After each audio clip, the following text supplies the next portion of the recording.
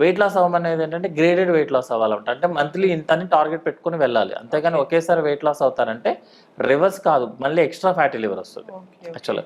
అందుకనే జనరల్గా obesity patients వాళ్ళకి సర్జరీ చేసిన తర్వాత ఒకేసారి వెయిట్ లాస్ అయితే ఫ్యాటీ లివర్ పెరిగిపోతుంది యాక్చువల్గా. సో ఒకేసారి చేయడం కుదరదు, వెయిట్ లాస్ అవ్వమని చెప్తాం మనం. మెయిన్ ఈ సెంట్రల్ ఒబిసిటీ అంటే పొట్ట తగ్గించాలి యాక్చువల్గా అనమాట. నెక్స్ట్ ఏంటంటే oily food, less fatty less oily food తీసుకోవాలి, స్పైసెస్ తగ్గించుకోవాలి. ఇది diet adjustment. Physical activity increase చేయాలి, రోజుకి ఒక 1 hour అయినా వాకింగ్ చేయాలి. వాకింగ్ చేయాలంటే ఫోన్ చూసుకుని వాకింగ్ కాదు, ఫాస్ట్ వాకింగ్ ఉండాలన్నమాట. అంటే మన కాళ్ళ పిక్కలు నొప్పి వచ్చేంత వాక్ చేయాలి యాక్చువల్గా. వస్తేనే మనకి మెటబాలిజము ఆక్సిజన్ లేకుండా జరిగిందని అర్థం. ఇప్పుడు చాలా మంది ట్రీట్మెంట్ కూడా ఉంటుంది యాక్చువల్గా, వితౌట్ ఆక్సిజన్ మనం ఒక 10 minutes ఉంటే మనకి సర్క్యులేషన్ పెరుగుద్ది అన్న కాన్సెప్ట్ కూడా ఉంది. అది మనం ఆల్రెడీ యూస్ చేస్తుండేది, అదే కొత్తగా వచ్చిన కాన్సెప్ట్ కాదు యాక్చువల్గా అనమాట.